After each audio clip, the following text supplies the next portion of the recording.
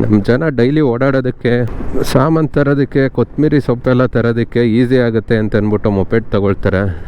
ಆದರೆ ನಮ್ಮ government road ಕಂಡೀಷನ್ಗೆ ಈ ಮೊಪೆಡ್ಗಳು ಸೆಟ್ ಆಗಲ್ಲ. ಏನಿದ್ರು ಅಡ್ವೆಂಚರ್ ವೆಹಿಕಲ್ಸ್ ತೊಗೊಬೇಕು. ಸುಮ್ಮನೆ ಕೂತಿರಲ್ಲ.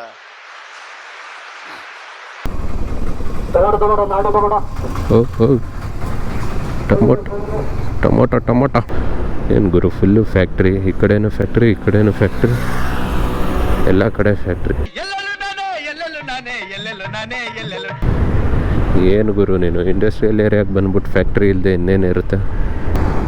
ಗಾಡಿ 7 ವರ್ಷ ಹಳೇದಾಗಿದ್ರು ಗಾಡಿ ಮಾತ್ರ ಸ್ಟೇಬಲ್ ಆಗೈತೆ. ಈ ಗಾಡೀಲಿ ಕೊಟ್ಟಿರೋಂಥ ಮಿರರ್ ಮಾತ್ರ ಸಖತ್ತಾಗೈತೆ.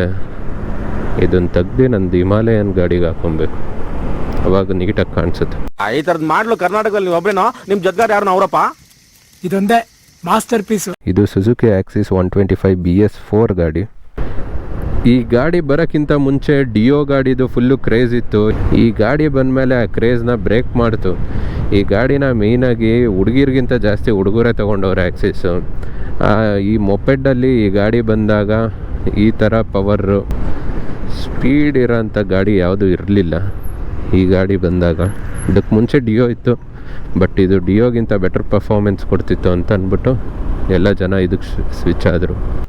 ಈ ಗಾಡಿಯಲ್ಲಿ 124cc 8.5 bhp 10 Nm ಟಾರ್ಕ್ ಇರೋಂಥ BS4 ಇಂಜಿನ್ ಇದೆ. ಬಿಸ್ಕೆಟ್ ಗಮ್ ಅಂತ ಐತೆ ಗುರು, ಇಲ್ಲೆಲ್ಲರೂ ಬಿಸ್ಕೆಟ್ ಫ್ಯಾಕ್ಟ್ರಿ ಐತಾ. ಫ್ರಂಟಲ್ಲಿ ಟೆಲಿಸ್ಕೋಪಿಕ್ ಸಸ್ಪೆನ್ಷನ್ ಇದೆ, ಬ್ಯಾಕಲ್ಲಿ ಮೊನೋಶಾಕ್ ಸಸ್ಪೆನ್ಷನ್ ಇದೆ, ಒಳಗಡೆ ಇದೆ ಕಾಣಿಸ್ತಾ ಇಲ್ಲ. ಗಾಡಿ ಸಸ್ಪೆನ್ಷನ್ ಮುಂದೆ ಹಾಳಾಗೈತೆ, ಅದಕ್ಕೆ ಸ್ವಲ್ಪ ಹಾರ್ಡ್ ಆಗೈತೆ ಮುಂದೆ ಫ್ರಂಟ್ ಸಸ್ಪೆನ್ಷನ್ನು. ಅದಕ್ಕೆ ಸ್ವಲ್ಪ ಫ್ರಂಟ್ ಪಾರ್ಟ್ಸ್ ಎಲ್ಲ ಹಳ್ಳಾಡ್ತೈತೆ. ಏರಿಯಸ್ ಸೆಕೆಂಡ್ ಫೇಸ್ಗೆ ಅಲ್ಲಿ ಹೋಗುತ್ತಾ, ಅಲ್ಲಿ ಹೋಗೋಣ ಏನೈತೆ ನೋಡೋದ ಆ ಕಡೆ. A few moments later. ಯಾವುದ್ಯಾವುದೋ ರೋಡ್ ಹಿಡ್ಕೊಂಡು ಎಲ್ಲೆಲ್ಲಿಗೋ ಬಂದ್ಬಿಟ್ನಲ್ಲ ಅವರು. ಇಂಡಸ್ಟ್ರಿಯಲ್ ಏರಿಯಾ ಎಲ್ಲೆಲ್ಲ ಆಯ್ತಾ, ಎಲ್ಲಿವರೆಗೂ ಆಯಿತು. ವಾಪಸ್ ಮೇಯ್ನ್ ರೋಡ್ಗೆ ಹೋಗ್ಬಿಡೋಣ. ತಿರ್ಗಾ ಎಲ್ಲಾದರೂ ಕನ್ಫ್ಯೂಸ್ ಆಗಿ ತಿರ್ಗೆಲ್ಲ ಇಲ್ಲೇ ಸುತ್ತುತ್ತಾ ಇರಬೇಕಾಗುತ್ತೆ ನಾನು. ಫ್ರಂಟಲ್ಲಿ halogen headlight plus halogen indicators ಇದೆ. ಬ್ಯಾಕಲ್ಲಿ halogen brake light, halogen indicators ಕೊಟ್ಟಿದ್ದಾರೆ. ವೆದರ್ ಮಾತ್ರ ಮಸ್ತಾಗೈತೆ. ಇಲ್ಲಿ ಸೆಲ್ಫ್ ಸ್ಟಾರ್ಟ್ ಬಟನ್ ಕೊಟ್ಟಿದ್ದಾರೆ, ಈ ಕಡೆ ಆರನ್ ಕೊಟ್ಟಿದ್ದಾರೆ. ಇದು indicator button plus high beam low beam button. Petrol ಖಾಲಿ ಆಗದೆ ಇದ್ದರೆ ಸಾಕು, ಪೆಟ್ರೋಲ್ ಕಡಿಮೆ ಐತೆ. ನನ್ನ ಹತ್ರನೂ ಕಾಸಿಲ್ಲ ಪೆಟ್ರೋಲ್ ಹಾಕ್ಸೋಕ್ಕೆ, ದುಡ್ಡಿಲ್ಲ ನನ್ನ ಹತ್ರ. ನಿಮ್ಮ ಮಾಸ್ಟರ್ ಆದರೆ ನನಗಿರೋದು. ಇದು ಬಿಟ್ಟರೆ ಈ ಗಾಡೀಲಿ ಅನಲಾಗ್ ಮೀಟರ್ ಕೊಟ್ಟಿದ್ದಾರೆ. ಟಾಪ್ ಸ್ಪೀಡು 110 ಕೊಟ್ಟಿದ್ದಾರೆ. 100 ತನಕ ಅಂತೂ ಆರಾಮಾಗಿ ಹೋಗುತ್ತೆ. ಫ್ಯೂಲ್ ಗೇಜ್ ಮತ್ತು ಓಡೋಮೀಟರ್ ಎರಡು ಡಿಜಿಟಲಲ್ಲಿದೆ. ಟ್ರಿಪ್ ಮೀಟರು ಅಷ್ಟೇ ಡಿಜಿಟಲಲ್ಲಿದೆ. ಫ್ರಂಟಲ್ಲಿ 12 ಇಂಚ್ ಅಲಾಯ್ ವೀಲು, ಬ್ಯಾಕಲ್ಲಿ 10 ಇಂಚ್ ಅಲಾಯ್ ವೀಲು, ಎರಡು ಟ್ಯೂಬ್ಲೆಸ್ ಟೈರು. ಈ ವೆದರು, ಈ ಮಳೆ, ಚಳಿ, ಗಾಳಿ, ಇಲ್ಲಿ ಚೋಕ್ ಕೊಟ್ಟಿದ್ದಾರೆ. ಇಲ್ಲಿ ಮೊಬೈಲ್ ಚಾರ್ಜಿಂಗ್ ಪಾಯಿಂಟ್ ಕೊಟ್ಟಿದ್ದಾರೆ, ಮತ್ತು ಇಲ್ಲೊಂದು ಪೌಚ್ ಕೊಟ್ಟಿದ್ದಾರೆ. ಇಲ್ಲಿ ಮೊಬೈಲ್ ಚಾರ್ಜ್ ಹಾಕ್ಬಿಟ್ಟು ಇಲ್ಲೇ ಪೌಚಲ್ಲಿ ಇಟ್ಕೊಬೋದು. ನಮ್ಮ ಮನೇಲಿ ನಾನು ಹುಟ್ಟಿದಾಗಿಂದ ಇದೇ ಫಸ್ಟ್ ಗಾಡಿ ನಾವು ಶೋರೂಮಿಂದ ತೊಗೊಂಬಂದಿದ್ದು. 2017ನಲ್ಲಿ ಆಯುಧ ಪೂಜೆ ದಿನ ತೊಗೊಂಬಂದ್ವಿ. ಅದಕ್ಕಿಂತ ಮುಂಚೆ ನಮ್ಮ ಮನೇಲಿ ಚೇತಕ್ ಗಾಡಿ ಇತ್ತು. ನಾನು ಊಟಕ್ಕಿಂತ ಮುಂಚೆ ತೊಗೊಂಡಿದ್ದಂಥ ಚೇತಕ್ ಗಾಡಿ. ನಾನು ಗಾಡಿ ಕಲ್ತಿದ್ದೆಲ್ಲ ಅದೇ ಗಾಡಿಯಲ್ಲಿ.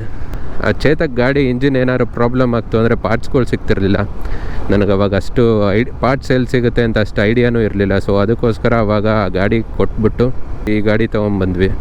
ನನ್ನ ಹಿಮಾಲಯನ್ ಗಾಡಿಗಿಂತ ಈ ಗಾಡಿಯಲ್ಲೇ ಜಾಸ್ತಿ ಆಫ್ ರೋಡು ಅಡ್ವೆಂಚರಸ್ ರೋಡಲ್ಲೆಲ್ಲ ಓಡಾಡಿದ್ವಿ. ಪೆಟ್ರೋಲ್ ಟ್ಯಾಂಕ್ ಬಂದು 5 ಲೀಟ್ರ್ ಕೆಪಾಸಿಟಿ ಇದೆ. 1 ಲೀಟ್ರಿಗೆ ಆ್ಯಾವ್ರೇಜ್ ಒಂದು 40 ಕಿಲೋಮೀಟ್ರ್ ಮೈಲೇಜ್ ಕೊಡುತ್ತೆ. ಈ ಗಾಡಿ ತೊಗೊಂಡು ಆಲ್ಮೋಸ್ಟ್ 7 ವರ್ಷ ಆಯ್ತಾ ಬಂತು. ಇದುವರೆಗೂ ಏನೋ ಅಂಥ ಪ್ರಾಬ್ಲಮ್ ಬಂದಿಲ್ಲ. 66,000 ಕಿಲೋಮೀಟ್ರ್ ಓಡಿದೆ. ಜನರಲ್ ಸರ್ವಿಸ್ ಮಾಡಿಸ್ತಾ ಇರ್ತೀವಿ ಅವಾಗವಾಗ. 800ರಿಂದ 1,000 ರೂಪಾಯಿ ಖರ್ಚಾಗುತ್ತೆ ಜನರಲ್ ಸರ್ವಿಸ್ಗೆ. ಜಸ್ಟ್ ಇಂಜಿನ್ ಆಯಿಲ್ ಚೇಂಜ್ ಮಾಡೋದು, ಬ್ರೇಕ್ ಪ್ಯಾಡ್ಸ್ ಚೇಂಜ್ ಮಾಡೋದು. ಫ್ರಂಟಲ್ಲಿ ಡಿಸ್ಕ್ ಬ್ರೇಕ್ ಇದೆ, ಬ್ಯಾಕಲ್ಲಿ ಡ್ರಮ್ ಬ್ರೇಕ್ ಇದೆ. ಬಟ್ ABS ಅಲ್ಲ ಇದು. ಸ್ವಲ್ಪ ಹುಷಾರಾಗಿ ಓಡಿಸ್ಬೇಕು, ಯಾಕಂದರೆ ಆಲ್ರೆಡಿ ಒಬ್ಬರು ಬಿದ್ದು ಕೈ ಮುರ್ಕೊಂಡಿದ್ದಾರೆ. ನಮ್ಮ ಗೌರ್ಮೆಂಟಿಗೆ ಏನು ಬುದ್ಧಿ ಆಯಿತೋ ಇಲ್ವೋ ಗೊತ್ತಿಲ್ಲ. ಟ್ಯಾಕ್ಸ್ ಮಾತ್ರ ಕರೆಕ್ಟ್ ಟೈಮ್ಗೆ ಇಸ್ಕೊಳ್ತಾರೆ, ರೋಡ್ ಮಾತ್ರ ಕರೆಕ್ಟ್ ಟೈಮಿಗೆ ಮಾಡೋಕ್ಕಾಗಲ್ಲ ಇವ್ರಿಗೆ. ಎಷ್ಟು ವರ್ಷ ಆಯಿತು ಈ ರೋಡ್ ಹಿಂಗೆ ಅಗ್ದು ಬಿಟ್ಟು ಕನ್ಸ್ಟ್ರಕ್ಷನ್ ಮಾಡ್ತೀವಿ ಅಂತ ಮಾಡ್ತಾನೆ ಅವ್ರೆ. ಸಾಧ್ಯ ಇಲ್ಲ ಈಗ. ಯಾಕೆ ಆಗಲ್ಲ, ಏನಾಯ್ತು? ಆಗಲ್ಲ, ಆಗಲ್ಲ, ಬೇಡ. ಅದು ಗಾಡಿ ಮಾತ್ರ ಫುಲ್ಲು ಸ್ಟೇಬಲ್ ಆಗಿ ಒಳ್ಳೆ ಕಂಡೀಷನಲ್ಲಿ ಐತೆ. ನಮ್ಮ ಹತ್ರ ಗಾಡಿ ಯಾವುದೇ ಇರಲಿ ಹೇಗೆ ಇರಲಿ, ನಮ್ಮ ಹತ್ರ ಆ ಗಾಡಿ ಇಲ್ಲ ಈ ಗಾಡಿ ಇಲ್ಲ ಅನ್ನೋ ಬದಲು ಇರೋ ಗಾಡಿನ ಚೆನ್ನಾಗಿ ಮೇಂಟೈನ್ ಮಾಡಿಕೊಂಡು ಅದೇ ಗಾಡಿ ಮೇಲೆ ಪ್ರೀತಿ ಇಟ್ಕೊಂಡು ಮುಂದೊಂದು ದಿನ ನಾನು ಅಂಥ ದೊಡ್ಡ ಗಾಡಿ ತಗೊಳ್ತೀನಿ ಅನ್ನೋ ಗುರಿ ಇಟ್ಕೊಂಡು ಆ ಗುರಿಗೋಸ್ಕರ ಹೋರಾಡೋದೇ ಜೀವನ. ಮತ್ತೆ ಮಳೆ ಸ್ಟಾರ್ಟ್ ಆಯಿತು, ಮತ್ತೆ ಜೋರಾಗಿ ಬರೋಕ್ಕೆ ಚಾನ್ಸಸ್ ಐತೆ. ಅಷ್ಟರಲ್ಲಿ ಹೋಗ್ಬಿಡೋಣ ಗುರು, ಹೋಗ್ಬಿಡೋಣ. ಈ ಗಾಡೀಲಿ ಹೋಗ್ತಾ ಇದ್ರು ಒಂಥರ ಮಜಾ. ಉಲ್ಲಾಸದ ಹೂ ಮಳೆ ಜಿನುಗುತ್ತಿದೆ ನನ್ನಲ್ಲಿ.